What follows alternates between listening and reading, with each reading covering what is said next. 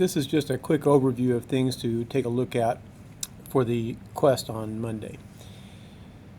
First of all, go to Google Classroom, and when you get there, don't stop here at the stream, but instead go to the classwork section. Don't just list missing assignments, because it'll list things that are too late to turn in, but the things that are still able to be turned in, or anything in the periodic trend unit, and there's several things here.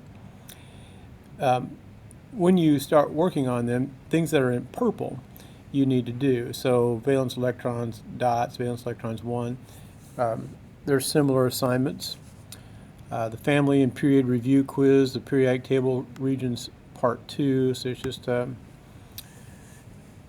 bunch of questions about the periodic table, but you need to review the different family names, like the alkaline earth metals and the alkaline metal, the metalloids, and so on. So this just gives you practice. And if I skip this question and go to the next question, you'll see which is the alkaline metal, so you know it's sodium, and you submit it. And when you're all finished, you'll get a screenshot that tells you what your score was. So you submit that. But anyway, practice the regions area. So there's 3 different assignments on trying to teach you about the give you practice on names of areas. The introduction to periodic trends is the first thing we did on the periodic table. Be sure you've done that. There is, notice it says use the interactive formula number first and second on the homework page of howchem.net to do that. So I could show you real quick where that is. And if you go here to the homework page, go back down to November 1st and 2nd.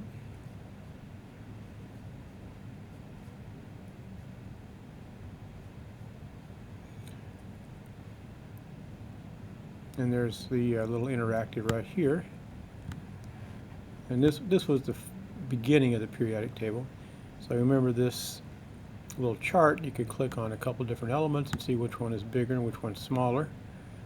So we can see here that aluminum is bigger, and so we learned today in our class that, again, reviewed, that as you move to the right, the size got smaller, which is why we did that little circle drawing diagram, just to try and reinforce that. Okay, so be sure you've done that. That's a good review activity. Spectroscopy you can skip for this test.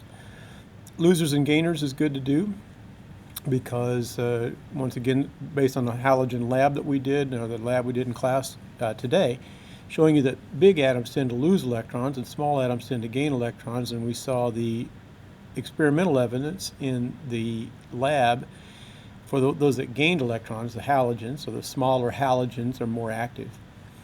And we saw the video about atoms that lose electrons, the big ones lose easier and are more active. Atomic radius graph, I'm going to make a little separate video to go through how to do that graphing experience. The periodic puzzle is extra credit. Losers and gainers, and really that's the radius drawing that we did today using that little handout is another thing that you need to be sure that you understand. So for this little quest, basically we're looking at the radius graph, which I'm going to go through on a separate video. Know what loses and what gains. Big atoms tend to lose, small atoms tend to gain. And regions of the periodic table. This will be important. I need to be able to say alkaline metal, and you know what I'm talking about.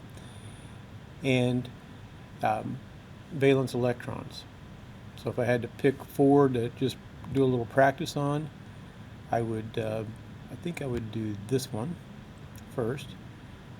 Some of it looks like many of us in this particular class need to do it.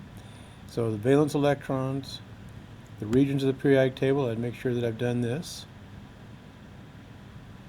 Make sure you take time to review the atomic radius graph and review the losers and gainers. Other things that are purple also need to be done. And with the exception of on the day that we did the halogen lab, if you weren't here, I didn't count that for you. That's why I went over it today in class.